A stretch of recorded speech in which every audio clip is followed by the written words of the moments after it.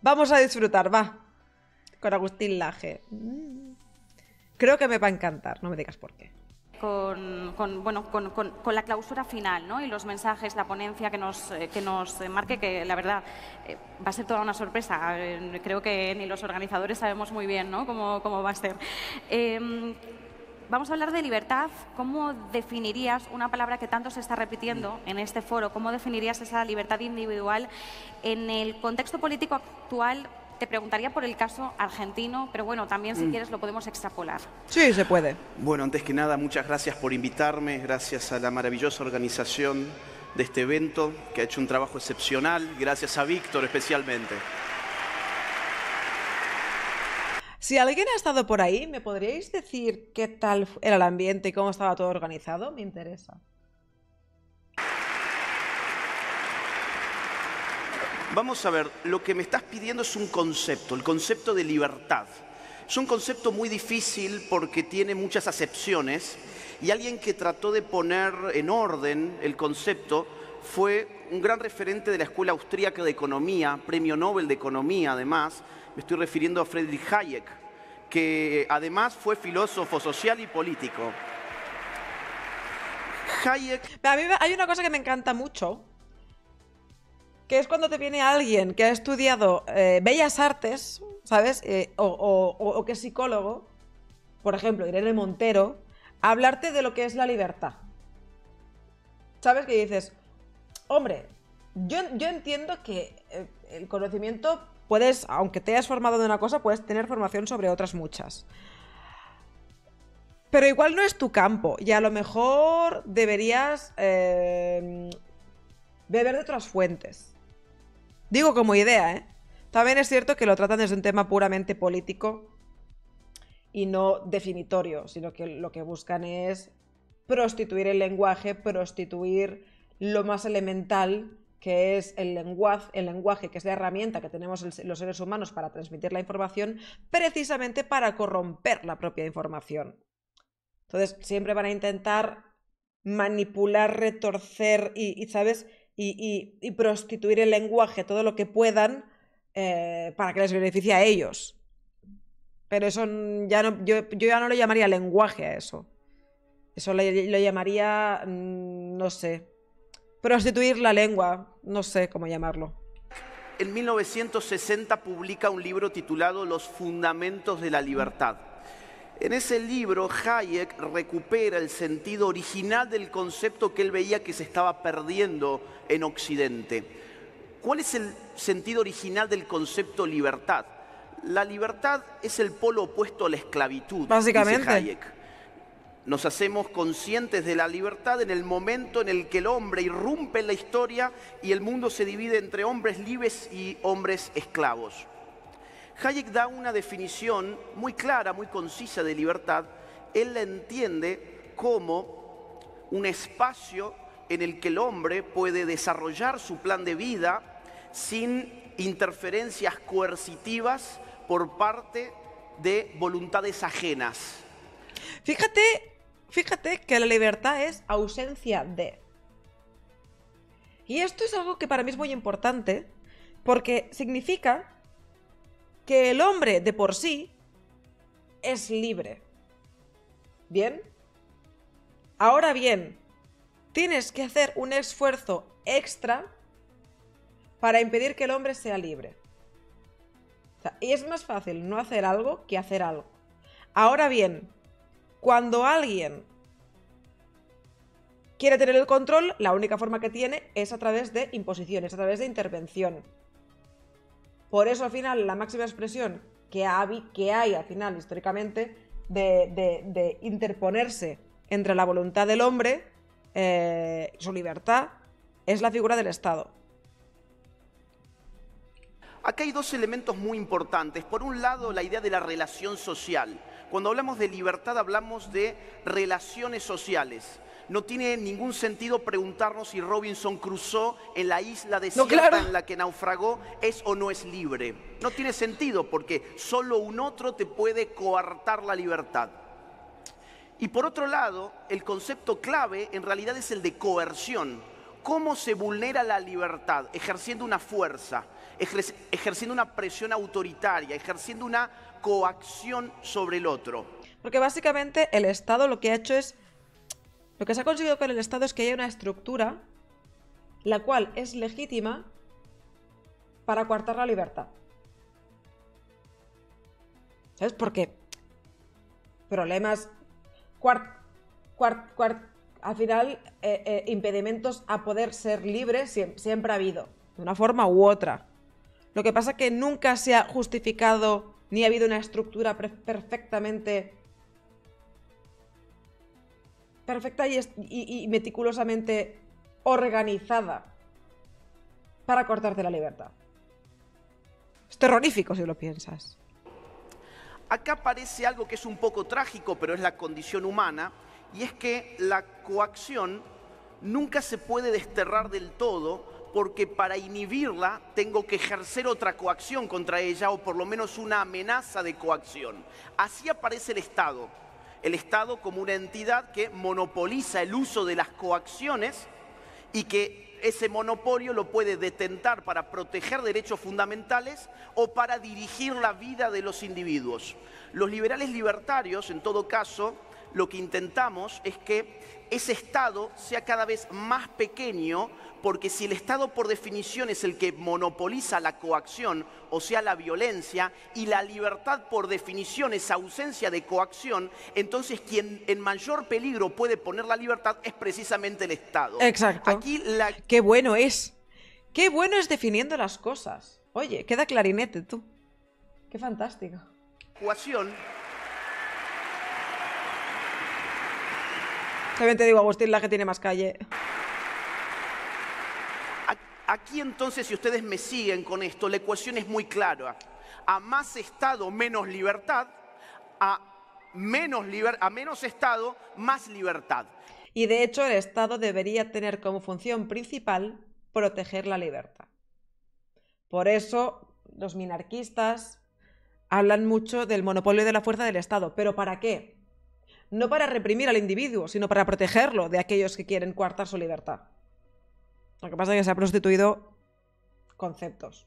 Con este concepto, que digo, tenemos que llegar al concepto para no hablar de libertad en el aire, ese es el concepto de libertad, ahora sí podemos pensar en el caso argentino.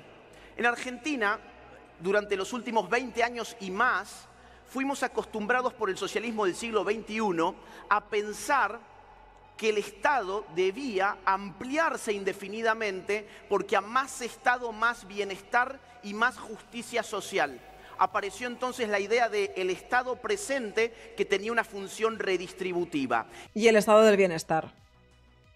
Estado presente, el estado de bienestar, que está muy definido y está muy estudiado, que en realidad acaba siendo el bienestar del Estado, porque tiene que alimentar las propias estructuras estatales y no acaba beneficiando al ciudadano, sino que le acaba impidiendo que se pueda desarrollar para sostenerse, para mantenerse y para seguir agrandándose.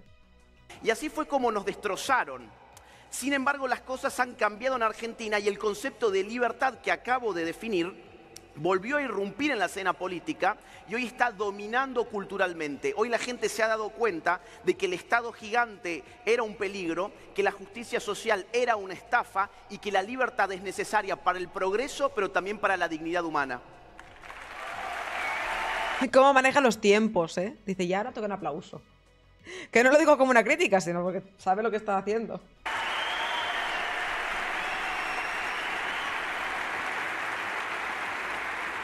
Nos has adelantado conceptos, pero ¿cuáles son los elementos que consideras esenciales para que exista una sociedad verdaderamente libre? Bueno, para que haya una sociedad verdaderamente libre podemos pensarlo en términos de 3 dimensiones. Por un lado, una dimensión política, por otro lado, una dimensión económica y finalmente una dimensión cultural. Lo voy a hacer lo más resumido cultural, social, sí, que pueda. Políticamente, ¿qué hace falta? Hace falta un Estado de Derecho. ¿Qué es un Estado de Derecho? Un aparato estatal que está sometida a la ley.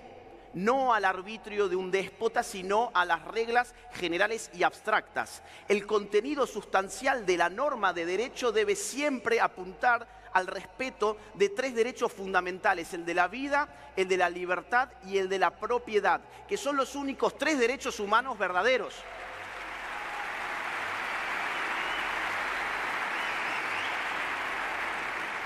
Si lo ves de cerca... ¿Os dais cuenta cómo ha aplaudido la gente cuando ha hecho de la propiedad?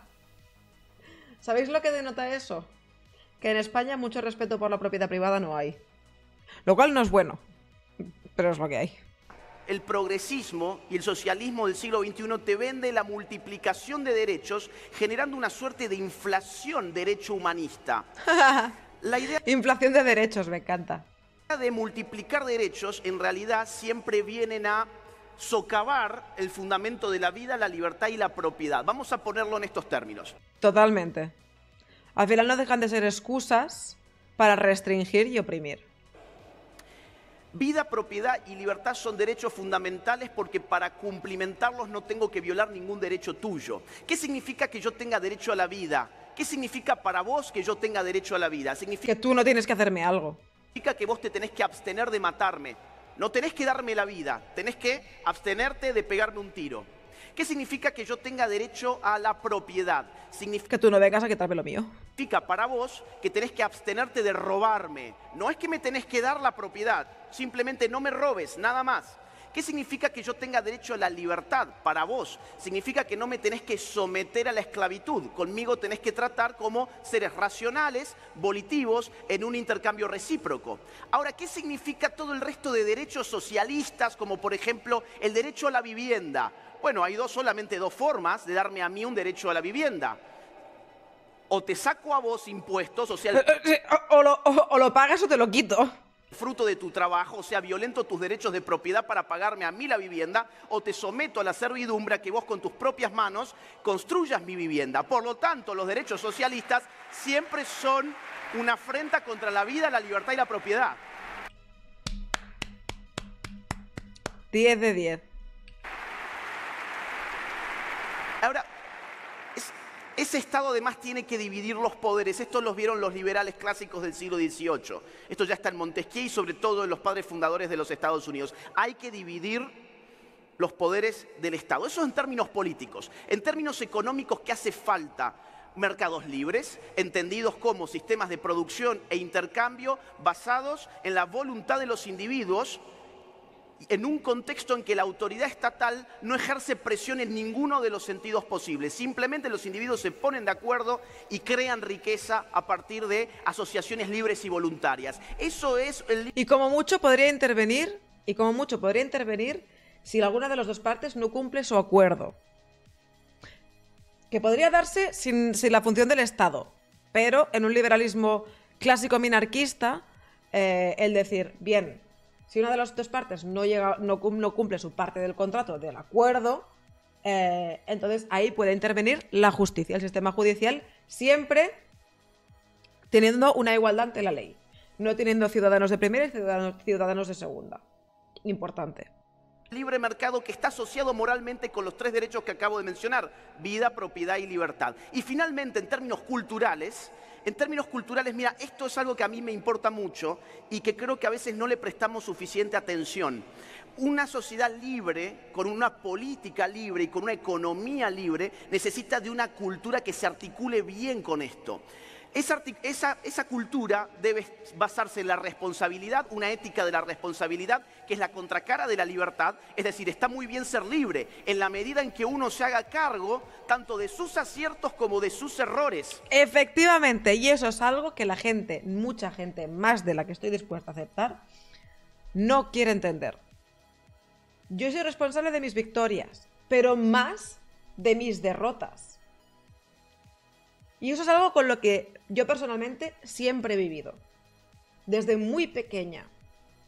Es decir, es mi vida, son mis decisiones, es mi responsabilidad. Yo me tengo que hacer cargo de cuando no he hecho las cosas bien, da igual el motivo que sea.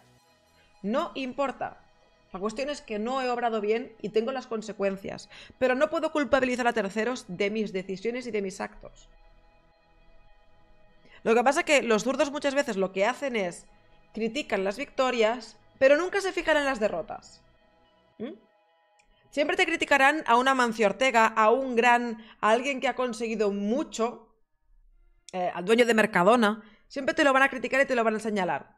Pero todos los errores que han tenido para llegar hasta donde están, ahí no se van a meter. ¿Por qué?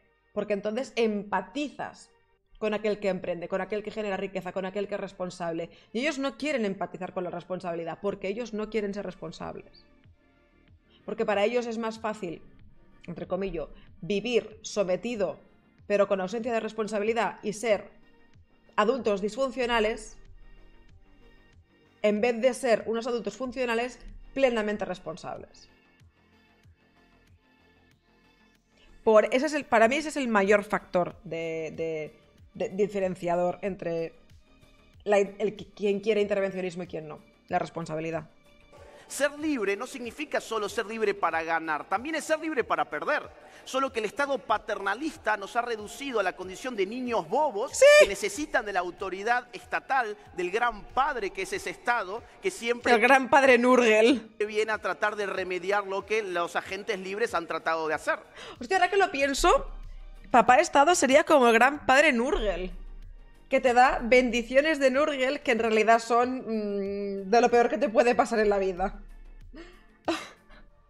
En segundo lugar, una ética del trabajo. Me parece que van a aplaudir mucho a Laje. Una ética del trabajo y del ahorro. Es muy interesante, hay un gran sociólogo, Max Weber, que escribió un libro que es un clásico en sociología, donde él identificó que la ética protestante, de los cristianos protestantes, estaba en la base del sistema capitalista, de su irrupción. Sí, esto también se lo escucho yo mucho, Miguel Ancho Bastos. Sí. Porque los protestantes santificaban el trabajo duro y los el comportamientos ascéticos, o sea, el ahorro, la acumulación de capital. Sí. Nosotros hemos tirado por el excusado esa ética y nos hemos acostumbrado a una ética nihilista, hedonista, del despilfarro y de la pereza. Esa Capitalismo, ahorro y trabajo duro. No hay otra cosa. Ética no va con el sistema capitalista. Como dice Anchos Bastos, trabajo duro y ahorro. En eso... ¡No! ¡No! ¡No! ¡Ratatatatatatatata! Se resume la ética capitalista. Sí. Y quiero decir dos cosas más, es que el tema es muy amplio. Dos cosas más. Necesitamos instituciones sociales intermedias fuertes.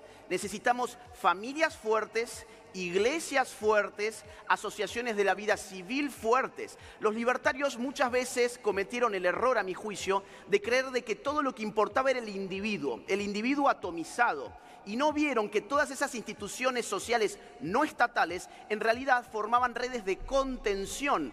El relato. La guerra por el relato. Sí, estoy de acuerdo. De hecho, yo creo que todo el cambio de paradigma liberal también surge gracias a las redes sociales.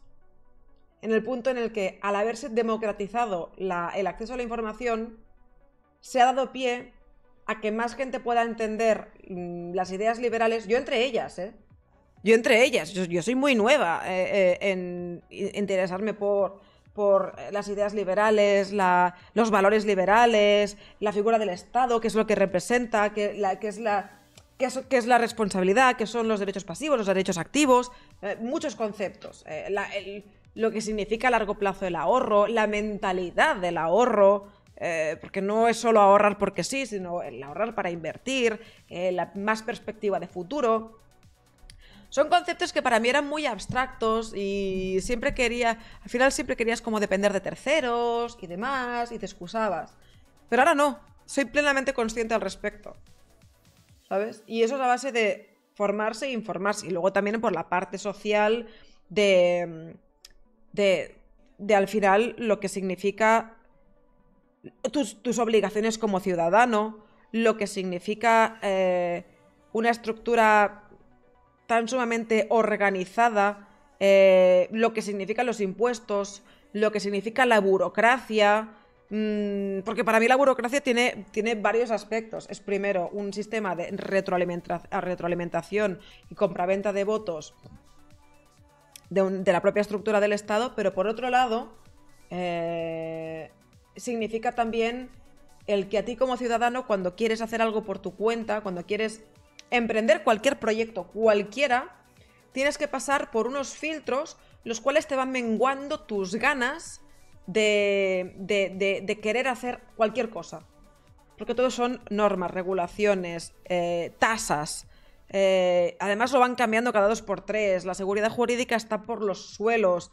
Y al final todo eso lo que te hace es que tú te apelmaces y que tus ganas de trabajar queden menguadas y que acabes siendo parte del rebaño. Dormidito, tranquilo y sin dar problemas. Eso para mí, a nivel, ¿cómo te lo diría yo? A nivel... Claro que estoy improvisando yo todo esto. A nivel individuo, lo que buscan es que te desgastes. Y que sepas que esta lucha es David contra Goliat. Pero cuando no había la información libre, tú te sentías muy solo. Pero ahora estamos rodeados de gente, de todo el mundo, con el cual dices, hostia, puedo hablar de esto, no estoy solo. Y al final también es como una red de apoyo en la cual yo me siento muy querida y muy aceptada. Por otro lado también, sí que estoy de acuerdo en que hay que tomar medidas políticas. Yo, por ejemplo, a mí viene alguien como Javier Milei en España, que está muy lejos de que ningún candidato sea un Javier Milei en España, yo le votaría. Y mira que, que yo no voto. Respeto a la gente que quiere votar, no voy a ir de moralista en ningún sentido al respecto. Cada uno cree que toma la mejor decisión y lo entiendo. Pero yo si hubiese un candidato en serio, con ideas liberales libertarias, le votaba, pero sin pensarlo. ¿Sí? Y configuraban espacios de experiencia vital sustraída a las garras del Estado. Son importantes las familias, son importantes las iglesias, es importante la fe, la tradición, los valores, las costumbres, y eso es algo que tenemos que reivindicar cuanto antes. La sociedad occidental está basado al final en los valores judeocristianos. Te podrá gustar más, te podrá gustar menos, pero está cimentado en eso. Y prostituir elementos como la familia, denostar elementos como la familia y las redes de apoyo familiares, es algo que siempre ha buscado la izquierda. Siempre. ¿Por qué? Porque así te vuelves dependiente. Entonces, cuanto más desestructurado, cuando en un sistema familiar más desestructurado vivas, más débil eres. Ojo, yo caí en esa trampa hace muchos años, pero se me pasó.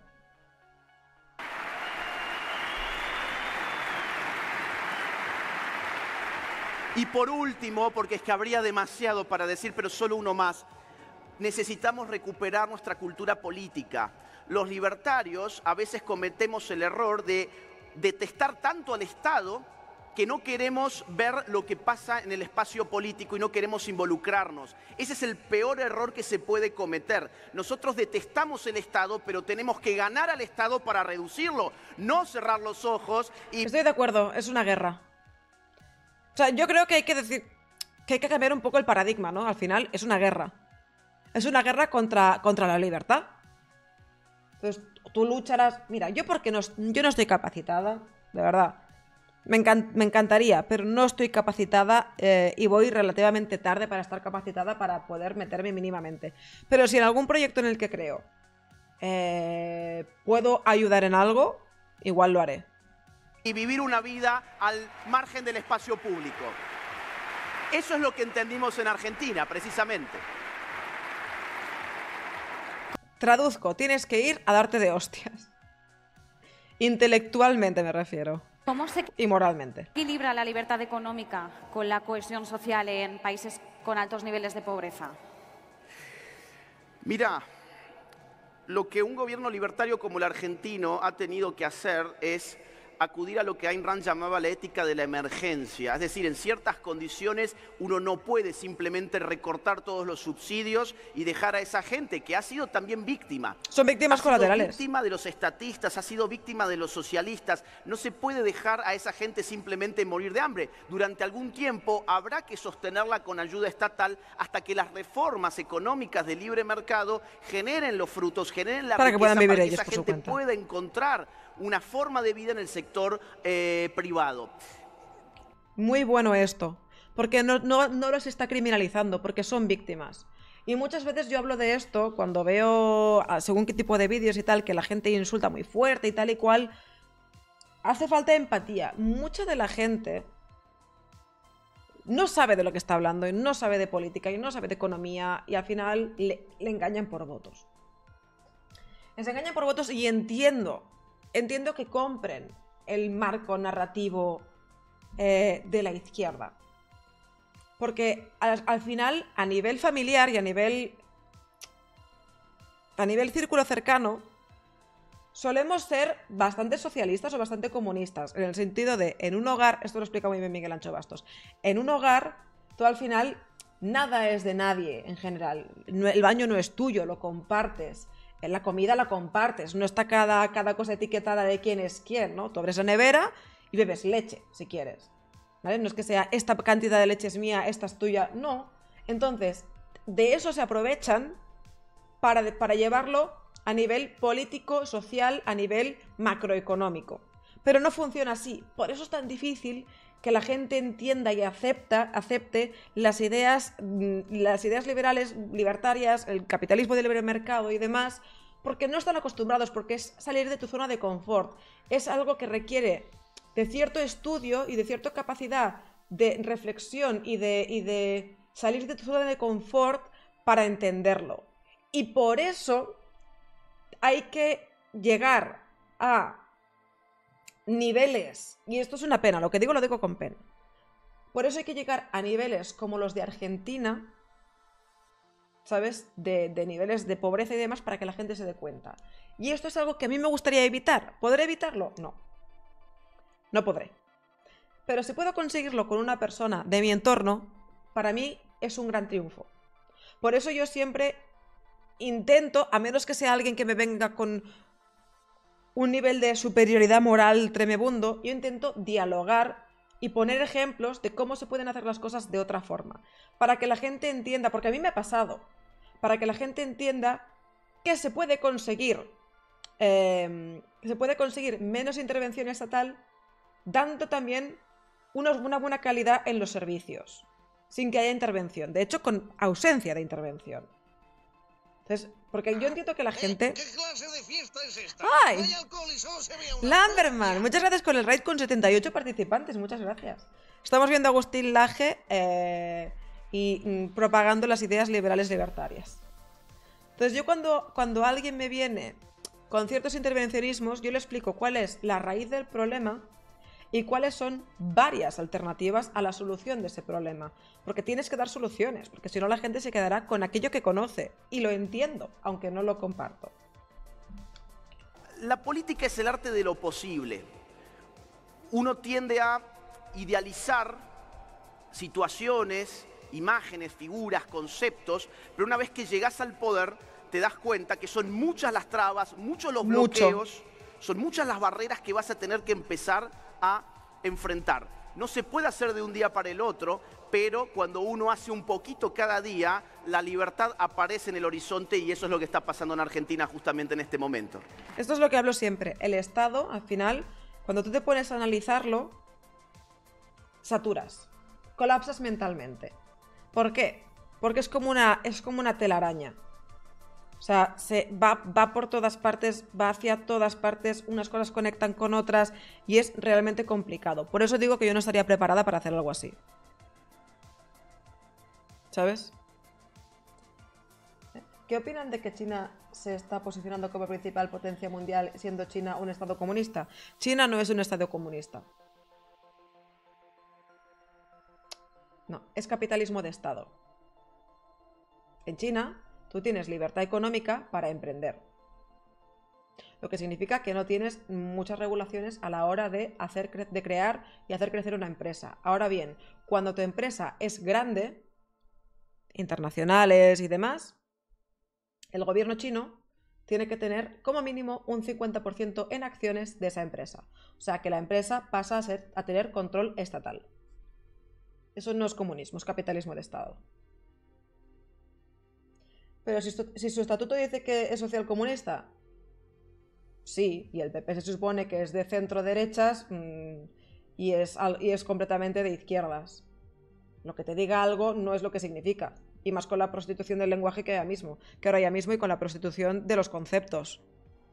O sea, yo te puedo decir que soy negra, pero eso no me convierte en negra.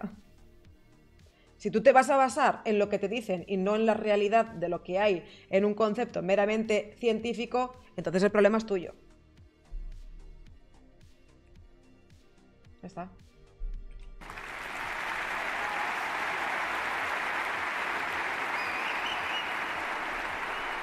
Agustín, ¿cómo respondes a las críticas que señalan que un enfoque Soy estrictamente liberal puede generar desigualdades estructurales difíciles de revertir? Para los libertarios la desigualdad no es el problema, la pobreza es el problema. Es que, madre mía, tal cual, hermano, tal cual. O sea, sí. A mí que me importa, siempre lo digo, a mí que me importa que haya alguien con mucho más dinero que yo. A mí lo que me interesa es yo tener más riqueza, más capacidad de poder prosperar. Que haya un Elon Musk, que sea multimillonario, me da igual. Lo que me importa es yo, mi economía. La economía, tu economía, la mía, el que mirar hace 5 años atrás y decir, estoy mejor de lo que estaba. O mirar 10 años atrás y estar mejor de lo que estaba. Básicamente desde el punto de inicio hasta el final, si he podido progresar o no. Y en qué cantidad he podido progresar. Eso es lo que me interesa. Que haya alguien que haya progresado más en comparación, no me importa. Porque lo que me interesa es que yo pueda vivir mejor. ¿Ya está?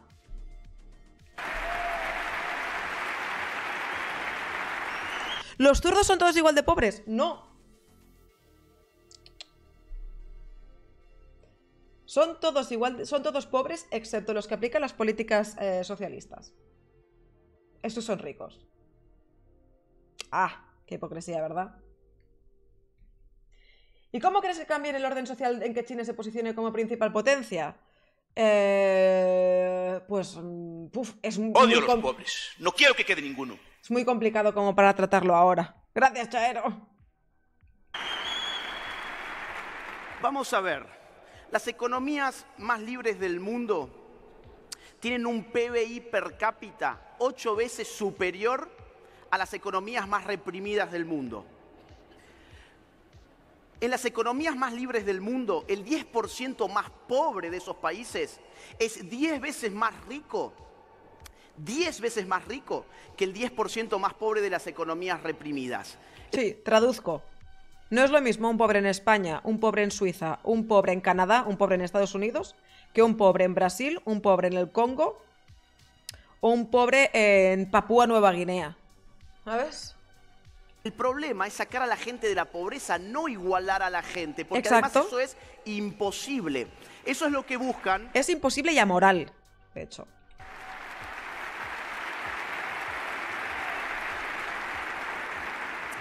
A ver, vamos a dar un paso hacia atrás. Robert Nozick, un filósofo libertario, autor de un gran libro, Anarquía. Eso no tiene sentido. Si un Estado expropia la mitad de una empresa que ha crecido demasiado, hay un férreo intervencionismo y control de la producción general y los servicios se gestionan a través del Estado, no puede ser capitalismo. Y no hablo de idealismos, pero es el ave... Uy. ¿Es el ABC socialista? Depende en qué punto lo apliques. Sigue siendo intervencionista, pero no es comunismo, ni es socialismo per se. Porque además te permiten un crecimiento económico. Entonces, depende de cómo lo quieras, cómo lo apliques. Y luego hay la otra parte, esa es la económica. luego hay esa es la parte económica, luego tienes la parte social. Es la gran diferencia. ¿Sabes? Pero sí que hay cierto nivel de propiedad, sí que hay cierto nivel de capitalismo. Entonces, tampoco es socialismo per se. ¿Me he explicado? Estado y utopía, daba el siguiente ejemplo para mostrar de que la desigualdad en una economía libre es el resultado de las libres decisiones de los agentes económicos. Nozick, que escribió hace varias décadas, ponía el caso de Chamberlain, un jugador de básquetbol, vamos a cambiar el nombre, hablemos de Messi. Messi, dicen por ahí. Hablemos de Messi. Vamos a suponer que el Barcelona logra recuperar el contrato de Messi y Barcelona es plenamente igualitario. En Barcelona lo que reina es la igualdad total y completa, que es la situación que tanto gusta a los socialistas. Pero el club llega a un acuerdo con Messi por el cual cada seguidor de los partidos del Barcelona va a depositar en una caja con el nombre de Messi $1 cada vez que se dé un partido en el que juegue Messi.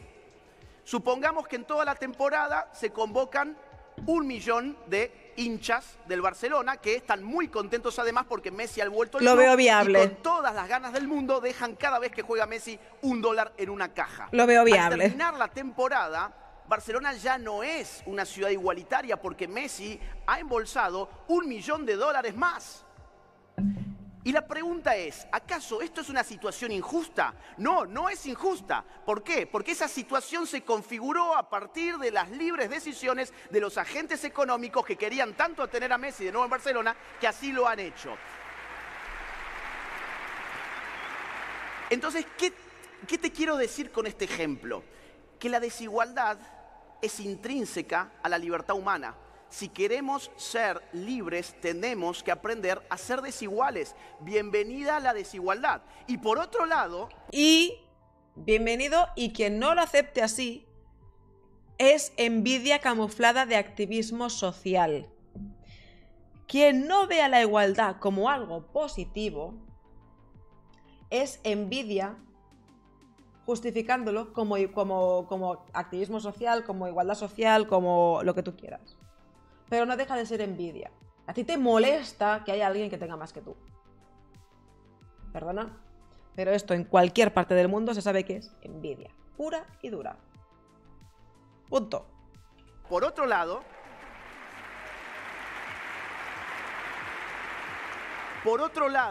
hay que ver los países socialistas a ver si realmente reina la igualdad. No. Cuba, por ejemplo, es uno de los países más igualitarios según el Gini, el coeficiente Gini. Igual de pobres, es uno de los más igualitarios. Pero esa gente tiene un promedio de salario de $16 por mes. Es decir, están muertos de hambre. ¿De qué les sirve ser todos iguales si son iguales en la pobreza absoluta?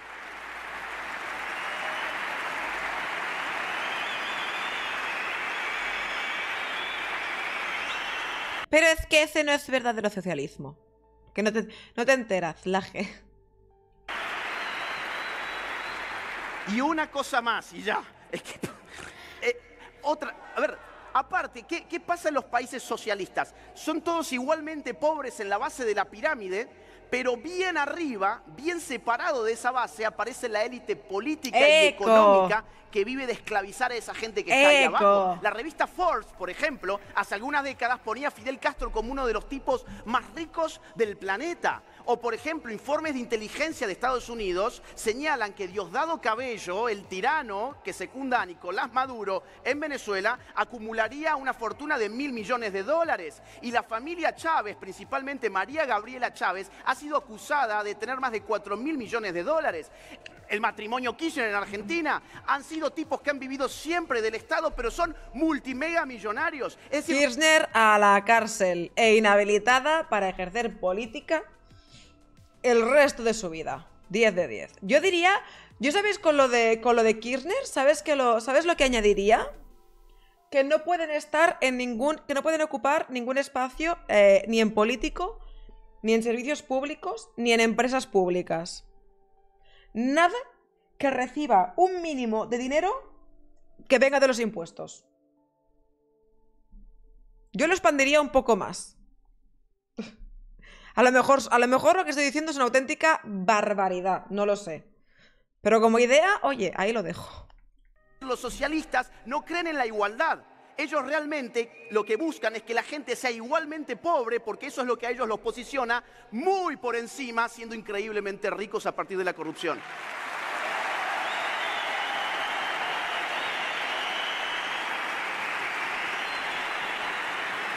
¿Cómo lo aplauden? Wow.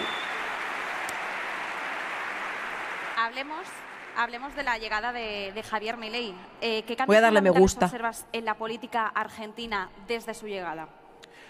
Mira, la política argentina no cambió desde la llegada de Milei al poder, si no él nunca hubiese llegado al poder. La política argentina cambió antes y cambió cuando él ingresó en la arena política. Por eso hace un rato yo decía, es imprescindible que entremos en el barro de lo político. Cuando Javier Milei irrumpió como candidato presidencial, él rápidamente fue el que marcó el pulso del discurso y de la agenda política en Argentina. Es verdad. Todos los partidos políticos tradicionales fueron siempre por detrás de sus ideas y el que marcaba el tono de la campaña era Javier Milei. Eso es lo que llamamos batalla cultural. Y esa batalla cultural rindió frutos políticos. Hoy la política argentina está dispuesta de esta manera. Hay un partido... Yo creo que hay que ser duro y cero permisividad con agentes políticos o gente que vive directa o indirectamente de los impuestos. Con esos hay que ser completamente duros y no tener ningún tipo de piedad. Porque deberían acabar arrinconados y no tener ningún tipo de representación pública. Pero porque les ganas la batalla cultural. Y por otro lado, hay que tener empatía con aquella gente que quiere aprender un poco. Porque si no, al final tampoco ganas nada. Que no es fácil hacer lo que te estoy diciendo. También las circunstancias argentinas eran muy peculiares. No se parecen a las españolas, aunque vamos de camino. Cuidado. Partido nuevo, La Libertad Avanza, que está gobernando y está gobernando muy bien. Ya lo vamos a poder ampliar dentro de un rato nada más y supongo que el propio Javier Milei, que llega dentro de un rato, lo va a hablar para todos ustedes mucho mejor que yo.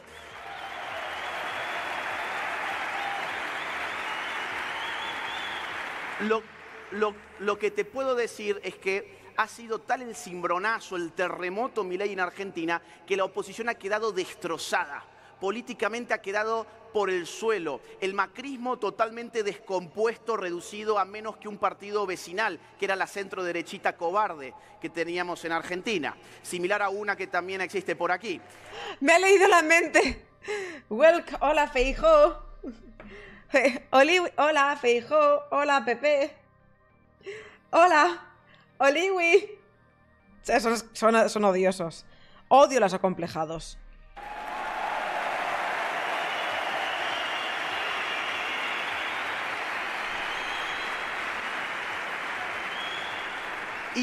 Y el kirchnerismo Los muñecos ha quedado del PP. reducido a una fuerza provincial en Buenos Aires. Ahora vienen grandes elecciones, en septiembre en provincia de Buenos Aires, en octubre para todo el país. Y ahí es donde se puede dar la estocada final. Es decir, vienen grandes tiempos políticos para Argentina. Espero que puedan tener más representación para poder hacer ¿Pero cosas. qué dice el cura de Carcasía? ¿Sabes lo que dice? Dice, juarra, puta, juarra. Porque se están avanzando. Es que las similitudes con Argentina y España son increíbles. ¿Sabes por qué? Porque la izquierda española está calcando las políticas izquierdistas argentinas. Es un puto calco. Es un copia-pega. No es broma. Por eso nos parecemos tantísimo. Espero que ahora copiemos la otra parte. Espero que ahora se empiece a copiar la parte de La Libertad Avanza. ¿Quieres llevar 5 años a la trena? Sí, lo sé. E inhabilitada. Esa es la mejor parte. La inhabilitación. Brrr.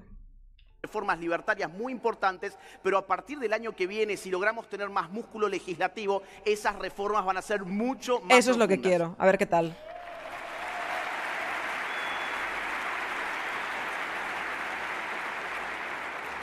has mencionado la batalla cultural y enseguida vamos a ello, pero como has mencionado también las reformas, ¿cuáles crees que son esos obstáculos culturales o incluso estructurales que enfrenta Milei para avanzar en esa agenda de reformas? Bueno, el más importante de todos, a mi juicio, ahora mismo es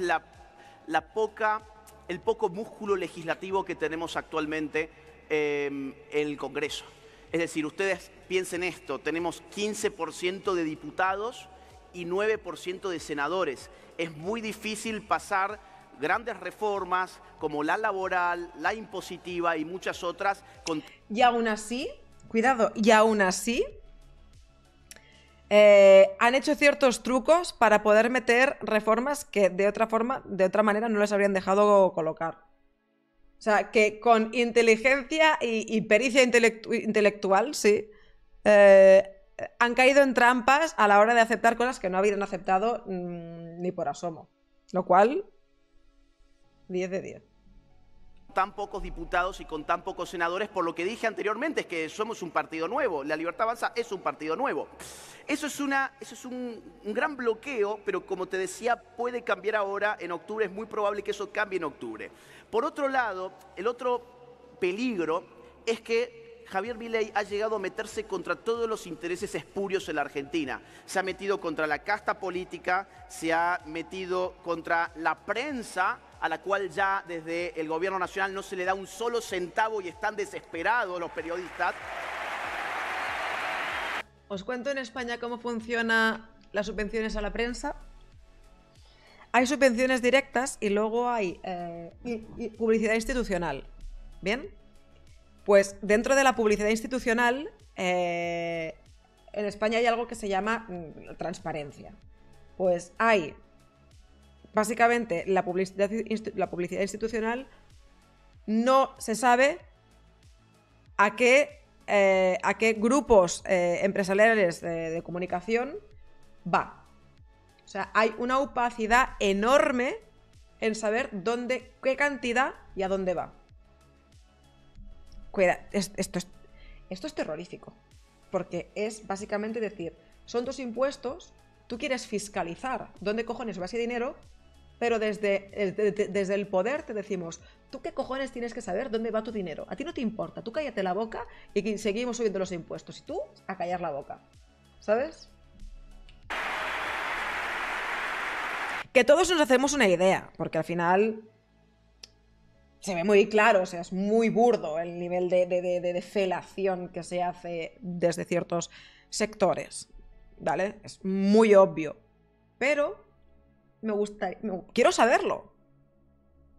Pero quiero saberlo y estoy en mi derecho como ciudadana, ya que cumplo mis obligaciones, de que yo cumplo con la ley al 100%, aunque me parezca injusta, quiero fiscalizar dónde va el dinero. Estoy en mi derecho. Eso sí que es un derecho. Saber en dónde cojones va mi dinero. Hostias. Se ha terminado con el curro, con la corrupción de la obra pública, de esos empresarios, esos falsos empresarios que no vivían del mercado, sino que vivían de sus amigos los políticos en el Estado. Las empresas zombificadas.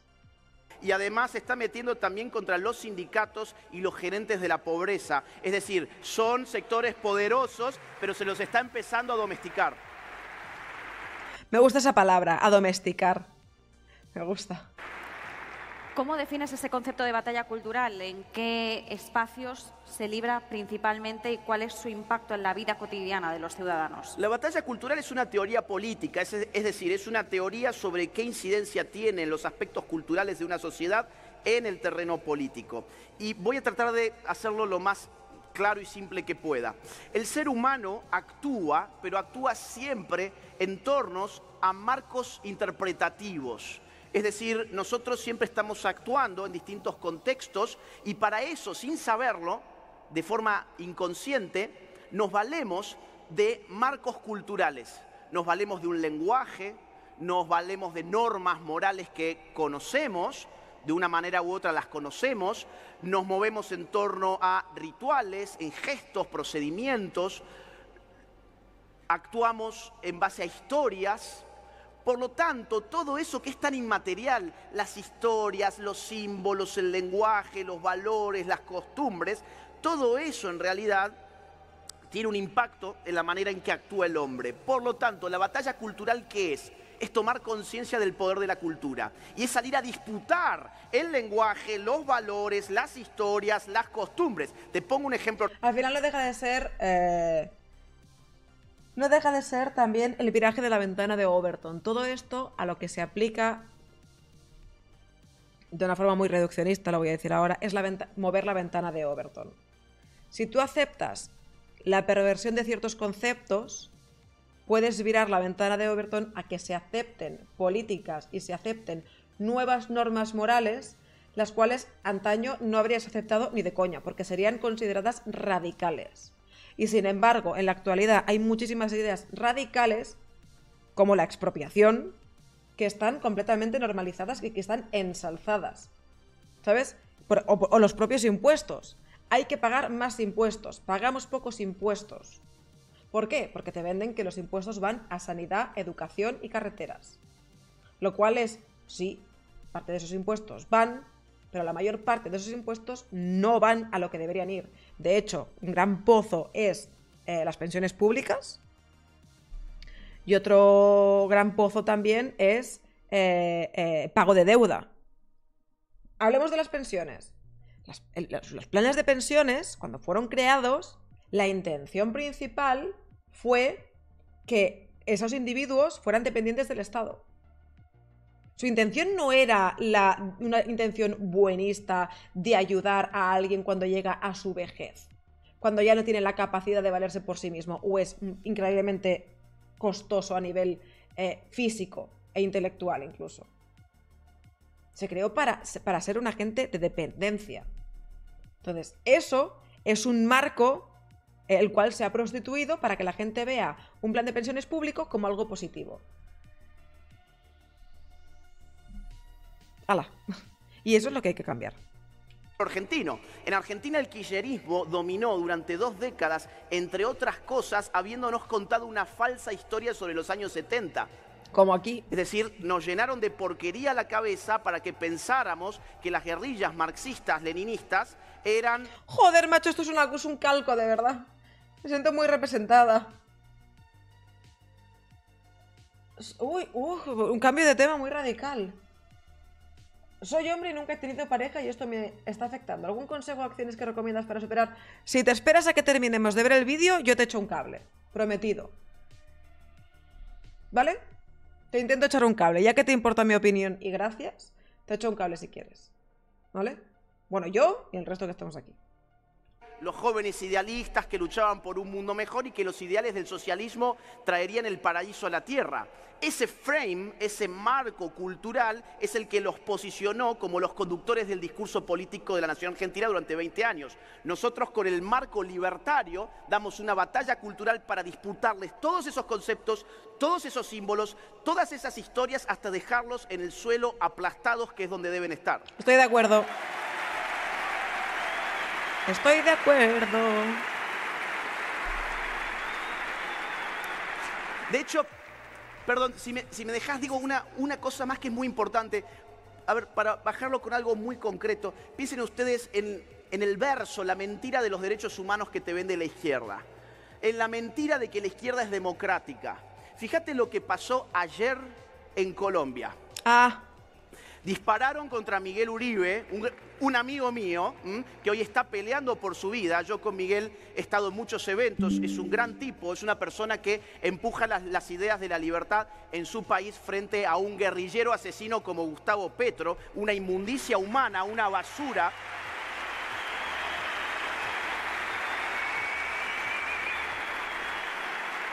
Y fíjate qué interesante, porque esto tiene que ver con la batalla cultural. Si vos te detenés un segundo, vas a ver que siempre son los... Asertivo. Hay ciertas cosas con las que no tienes que ser asertivo, yo creo. Porque asertivo, no confundir asertivo, al final, con complaciente. ¿Ha dicho alguna mentira? Candidatos de derechas los que son baleados o asesinados. Donald Trump. El caso de Villavicencio en Ecuador, que directamente lo mataron, ¿se acuerdan? No en las últimas, sino en las anteriores, hace unos 3 años más o menos. O sea, esto es como quien quiere blanquear a ETA. Es como, ¿en qué momento a un grupo terrorista se le tiene que blanquear o se tiene que tener cualquier tipo de respeto?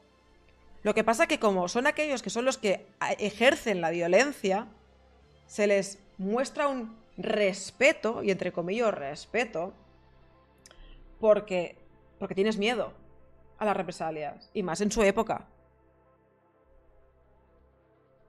Entonces, ¿qué tipo de respeto quieres que tenga? ¿En serio? Precisamente, deberías tener todo lo contrario. Es repudiar sin ningún tipo de tapujo ni complejo lo que están haciendo. Porque ejercen el terror a base de la violencia. ¿Qué asertividad tienes que tener con eso? Ninguna. Ninguna. O sea, es de volverse locos. O sea, es de tener síndrome de Estocolmo. O sea, que encima que intentas imponer el miedo, ¿quieres que te tenga algún tipo de respeto? No. No. Eso es como si yo tengo respeto por mi violador. Viene alguien, me viola y digo, no, es que pobrecito, es que era un tarado. No. Si puedo, te mato. O sea, te lo digo ahora.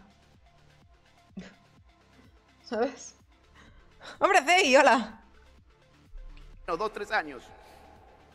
El caso de Bolsonaro, que lo apuñalaron en medio de uno de los últimos mítines. Tenés ahora el caso de Miguel Uribe. Miren, ¿desde cuándo esta gente se preocupó por derechos humanos? Es todo mentira. Odian al ser humano. ¿Desde cuándo esta gente defiende la democracia? Odian la democracia.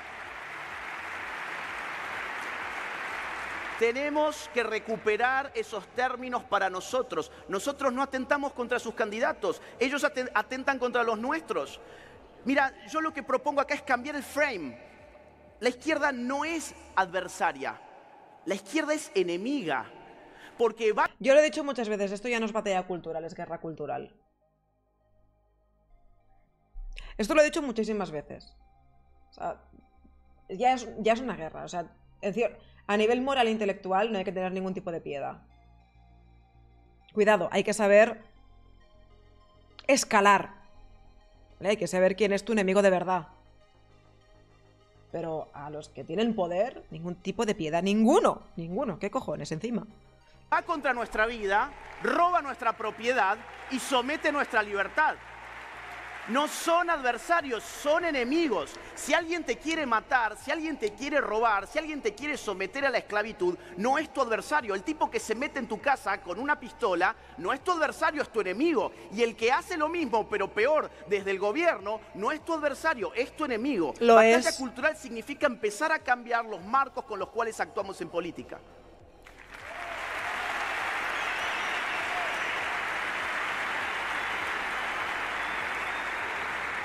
Nos queda poco tiempo, Agustín, así que por no ser reiterativos en algunos conceptos, que de hecho está siendo muy generoso por también detenerte en explicarnos y contextualizar a veces antes de responder directamente, hay un concepto del que oímos hablar prácticamente a diario, yo misma como periodista lo acuño, que es el de globalización o globalismo también.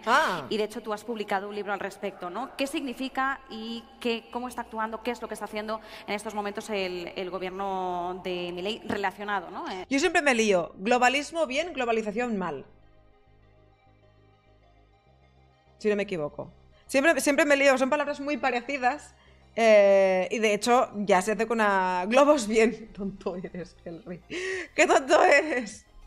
O es al revés, siempre me lío. Al revés, ¿lo ves? ¿Lo veis? Siempre me lío. Básicamente la libre circulación de personas y bienes y la interacción a nivel global, eso es bueno, ¿vale? Que agentes supranacionales impongan un control y una agenda para... que todos los países deben cumplir, eso es malo. Globalización bien, globalismo mal. Eso, se me va a volver a olvidar. Es algo que se me va a olvidar siempre, maldita sea. O sea, el concepto lo tengo, lo que me lío es en la palabra. La hago del revés. Con esta materia. Bueno, yo distinguiría los dos conceptos. Globalización refiere a un fenómeno económico en la cual se aceleran los intercambios comerciales y financieros a escala global. Esta es una palabra vieja, esta es una palabra que nace en la década de 1980 en el marco de las facultades de ciencias económicas, es un concepto netamente económico, y globalismo es un concepto mucho más nuevo y es un concepto político que como tal refiere a la forma en que son dominados los hombres. No ríais de mí. El globalismo lo que trata de aprender como fenómeno político es el creciente poder que van teniendo instituciones y organismos que ya no son estatales, sino que son supraestatales. Organismos que por encima del Estado nacional bajan políticas, bajan acuerdos, bajan agendas. El ejemplo más claro de esto es Agenda 2030. ¿Qué es Agenda 2030? ¡Bú! ¡Bú! ¡Ah! Mente colmena, mente colmena, mente colmena. Agenda 2030 fue creada a partir del año 2012 en el marco de Naciones Unidas para reemplazar una agenda anterior que era la de los Objetivos de Desarrollo del Milenio. Para armar Agenda 2030 se organizaron desde la ONU 3 grupos. La EU es un buen ejemplo del globalismo, ente supranacional que se inmiscuye en la vida de los ciudadanos de los países para imponer sus propios intereses. Empezó como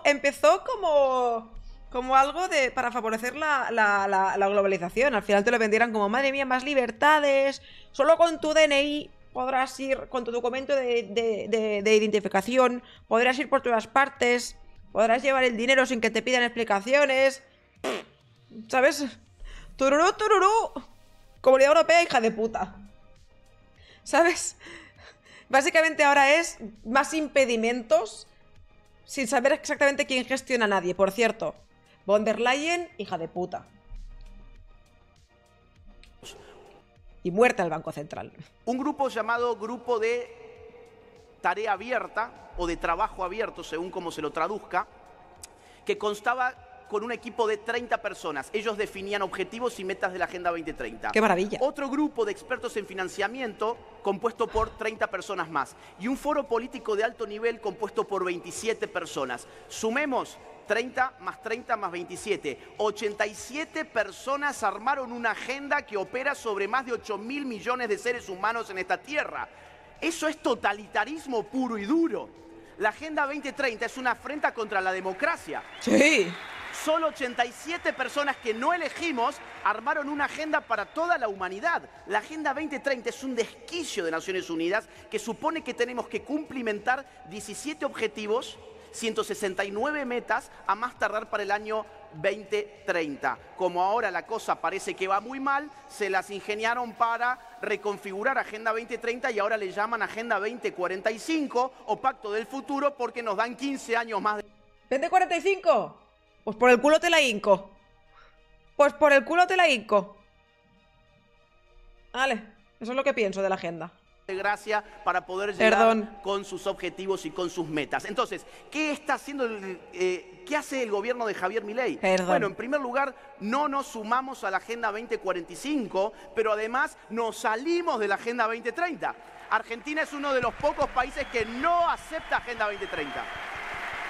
Bien, Argentina, bien. Bien. En este sentido, ¿cuáles dirías que han sido esas principales victorias culturales? Y entiendo que también va un poco en esa línea del gobierno de Milei. Bueno, victorias culturales. En primer lugar, te diría, Javier Milei se ha convertido en el azote del wokeismo, en el azote de la agenda woke. Acá hace falta definir rápidamente qué es el wokeismo, porque es una palabra muy nueva. Quiero matizar esto. Es el azote, pero también se llama el azote del wokeismo a Donald Trump, pero hay diferencias sustanciales entre las políticas económicas y sociales de Donald Trump y las de Javier Milei. Donald Trump, a nivel político, a mí no me gusta. Entiendo a la gente que, teniendo que elegir, ha elegido votar a Donald Trump, pero a mí no me gusta que se juegue con los aranceles, no me gusta que se juegue con el dinero de la gente en general, ¿vale? Y que no se quiera reducir el tamaño del Estado, porque por eso Elon Musk se ha alargado, porque Elon Musk quería fiscalizar y se lo han impedido. Javier Milei en ese sentido es todo lo contrario. Abrir los mercados, reducir el tamaño del Estado y al final que la gente tenga el control de su vida, que es en gran medida el dinero. Entonces, grandes diferencias. ¡Oh! ¡Dinero! Donald Trump es el azote naranja dorito de los zurdos. ¿Qué hambre me has dado? Shh, calla. Shh, calla, ¿qué hambre me has dado? Entonces, a mí siempre me gusta, como habrás visto, poner definiciones para que nos entendamos bien. El wokismo es la multiplicación descontrolada de algo que en política se llama la dialéctica del opresor y del oprimido. La dialéctica del opresor y el oprimido es un modelo del discurso político que separa el mundo social en dos: los que oprimen y los que son oprimidos. Con esto trabajó mucho el marxismo clásico, cuando hablaba de obreros versus empresarios, el proletariado contra la burguesía, jugaba ese juego, pero el wokismo, más astuto todavía, toma ese modelo y lo inyecta en todas las fases, dimensiones y aspectos de la vida social e individual. Por ejemplo, en términos de sexo, bueno, muy simple, la mujer es oprimida, el hombre es opresor y la ideología se llama feminismo y el sistema de opresión se llama patriarcado. Si avanzás un poco más, orientación sexual, los homosexuales o los LGBT son oprimidos por los heterosexuales a través de un sistema de opresión llamado heteronormatividad. En términos de identidad de género, el transgénero es oprimido por el cisgénero. No entiendo yo el concepto cisgénero. O sea, ¿qué es? O sea, de verdad, el momento ahora, cisgénero. ¿Cómo que cisgénero? Porque cisgénero lo que quiere decir... Yo soy cisgénero, lo sé. Significa que yo me siento identificada con el sexo con el que he nacido. Y dices, eso es lo normal.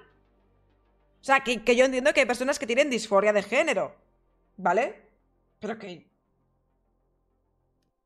soy normal, que yo me siento a gusto, ¿sabes? Que yo estoy bien en ese sentido, que mi cuerpo funciona, estoy a gusto, ¿sabes? Cisgénero igual normal, eco, exacto. Por cierto, cisgénero es una palabra nueva que se ha inventado este lobby. Cisgénero básicamente es la persona normal, la persona que se identifica con su cuerpo real. Sí.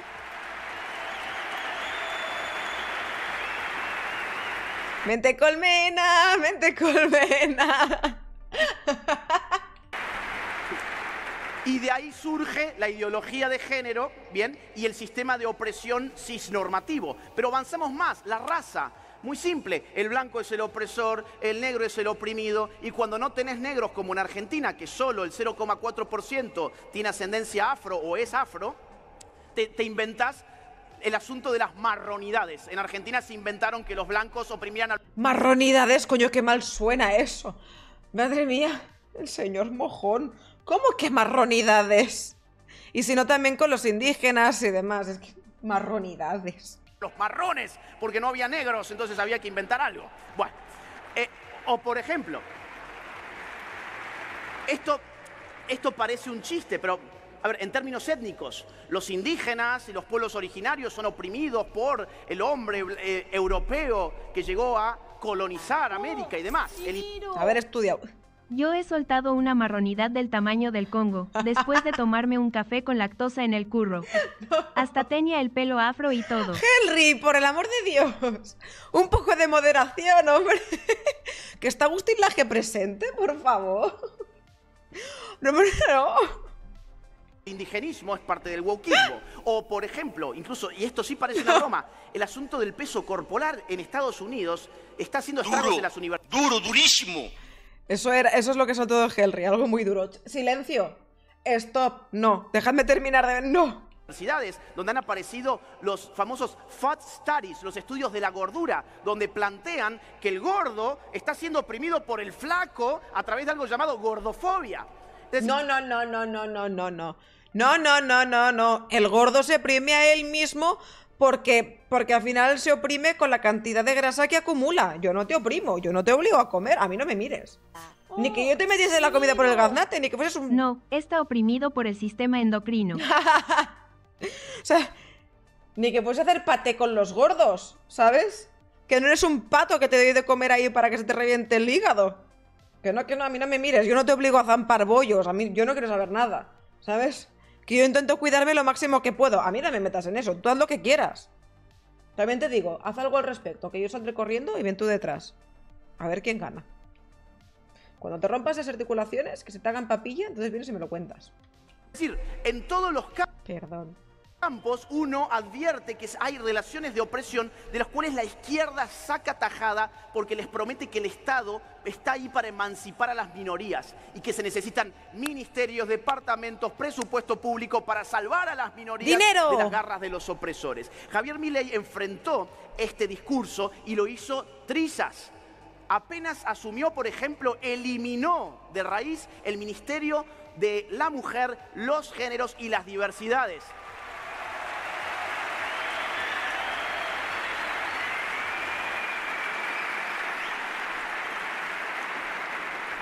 Esa basura de ministerio, lleno de mujeres resentidas, emocionalmente derrotadas, afeadas, hacen una militancia de la falta de higiene. Toda esa runfla inmunda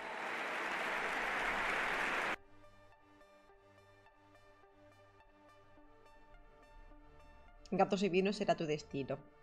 Toda esa runfla inmunda decía que Milei era un machista y que solo podíamos esperar que la violencia machista se incrementara en Argentina. Te cuento algo. En los 10 años anteriores a Milei siempre se vinieron incrementando lo que llamamos femicidio o feminicidio. ¿Sabés que en el primer año de Milei los asesinatos de mujeres decrecieron 15%? Es decir, para la mujer la Argentina es un espacio seguro.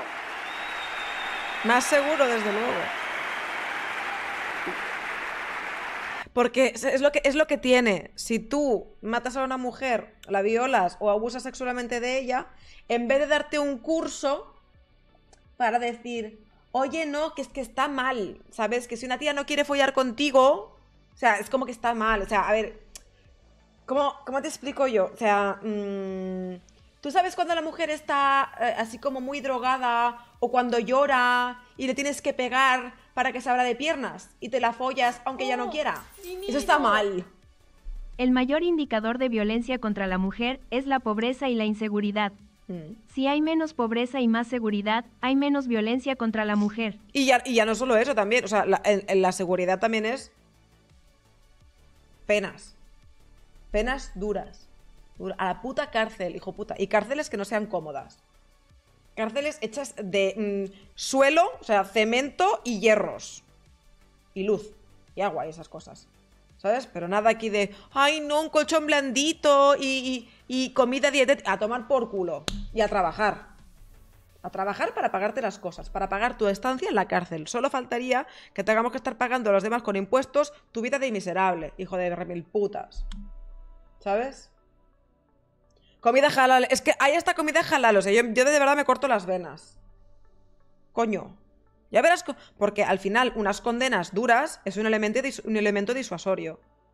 Que es normal. Aún así, nunca será nivel 0. Pero es un elemento muy disuasorio. Y luego también controlar a nivel cultural, gratificación, permisividad en otro tipo de delitos. O sea, todo va de la mano. Se le llama criminología. No soy criminóloga. Pero no soy imbécil. ¡Oh! ¡Dinero! Hay que coger el entrecot de El Salvador y exportarlo al mundo. Viva las penas y cárceles duras y la carne bien en su punto. Cómo me gusta la carne al punto, qué hambre tengo. Sí. O sea, yo siempre digo, y lo sabéis, si tú atentas contra los derechos humanos de una persona, o sea, su libertad principalmente, tú pierdes tus derechos humanos. Y si no, que te importasen los derechos humanos de los terceros. Pero si a ti no te importan, ¿qué me van a importar a mí? Solo faltaba. A tomar por culo. A cagar. Pero no todo queda ahí. Mira, Milei eliminó el INADI. El INADI era una policía del pensamiento orwelliana que te sometía, por ejemplo, a mí me apercibieron y me querían obligar a hacer cursos de rehabilitación en género, porque no aceptaba que un hombre disfrazado no era una mujer, sino un hombre disfrazado. Y eso me volvía a mí un criminal. Milei eliminó el INADI. Milei eliminó los subsidios para los parásitos que dicen que viven de la cultura, pero en realidad viven del Estado, y que reciben subsidios de gente que no quiere consumir sus productos de mierda. Esa es la realidad. Eliminó toda la militancia kirchnerista metida en todos los aparatos del Estado, los aparatos culturales. Es decir, Milei, hoy en Argentina existe la doctrina de bala o cárcel. contra el delincuente, que nos lo habían mostrado como una pobre víctima de la sociedad. Teníamos que compadecernos del delincuente, teníamos que pedirle perdón al delincuente, nosotros las víctimas, y nosotros encerrarnos en nuestras casas cada vez con más rejas, con más llaves, con más candados, como si nosotros mereciéramos ser los presos. Esto en Argentina está cambiando en este momento con esta nueva doctrina buqueriana de si no vas a la cárcel, te vas a la tumba. Bien hecho. Si no vas a la cárcel, a la tumba. Y lo último, porque esto es muy importante, se acaba de hacer una reforma migratoria. En Argentina venían extranjeros a usar nuestro sistema sanitario, nuestro sistema educativo sin pagar un solo centavo. Venían... ¡Hostias! ¿De qué me suena esto? ¡Hostias! ¿Os suena? ¡Ay, la hostia, tú! Bolivianos, venían de todas partes a querer consumir como free riders lo que los argentinos pagábamos con impuestos. Ellos venían, lo utilizaban y se iban. Ya no van a poder seguir haciendo eso porque la reforma migratoria ha sido muy dura y tampoco van a venir criminales al país que antes sí podían ingresar. Es decir... ¡Joder, madre mía! Yo quiero esto. Yo quiero.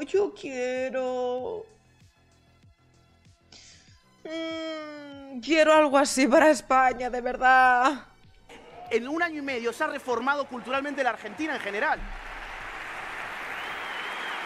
Quiero. Nos queda una última pregunta porque nos quedan, 2 minutitos, así que ahí sí que te pediré la máxima brevedad posible. ¿Cómo se compatibiliza en la práctica una defensa de la libertad de expresión con la necesidad también de preservar el respeto mutuo en sociedades culturalmente diversas y polarizadas? Te jodes. No tengo por qué respetarte intelectual o moralmente. Absolutamente a nadie. Estoy soñando. ¡Shh, calla! De momento me sirve con que Argentina esté así. Yo me alegro, no soy una envidiosa. Yo me alegro profundamente de que seáis un ejemplo para el mundo. ¿Sabes? Espero que sea la chispa que dinamita las ideas liberales. Tengo paciencia. La libertad de expresión estructuralmente supone un riesgo. El riesgo de la ofensa. Ser ofendido. Claro. Cuando... Ojo, por ambas partes, ¿eh? Por todas partes. O sea, no solo de mí hacia ti, de ti hacia mí también. Y me suba la polla. Lo que pasa es que no soy una debilucha mental que tienen que venir que tú no podrás hablar ni opinar lo que te salga de los huevos porque yo me voy a ofender. El problema seré yo en ese caso. No te voy a tapar a ti la boca. Solo faltaría. ¿Me tapas la boca? Te ahostio. Te va por culo. A ver, yo puedo intentar no ofenderte a vos si hablamos mano a mano sobre un tema trivial. Ahora, si yo hablo frente a un auditorio como este con 7000 personas, ¿vos te pensás que puedo hablar de algo importante sin exponerme al riesgo a ofender a alguien? No. Si queremos hablar de cosas importantes y tener opiniones importantes, tenemos que saber que la ofensa es intrínseca a la libertad de expresión. Es que si no, esto se convierte en un internet, a nivel social me refiero, sería como la parte de internet donde hay gatitos muy monos y vídeos de animalitos muy monos. Y eso está bien como distracción, pero para temas importantes no. Solo aquel que habla estupideces puede no ofender a nadie. Entonces,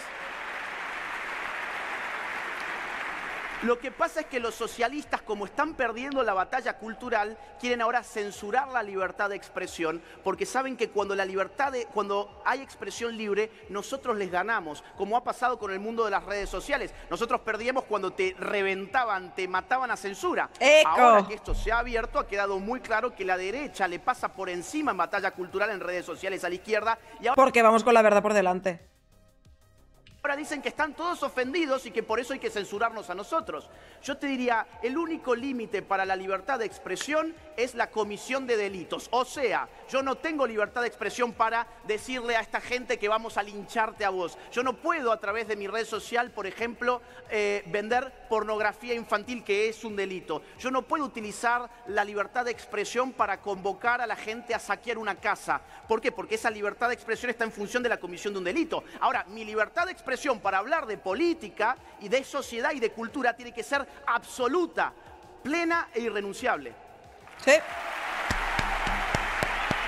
Bravo. Fuerte aplauso. Maravilloso.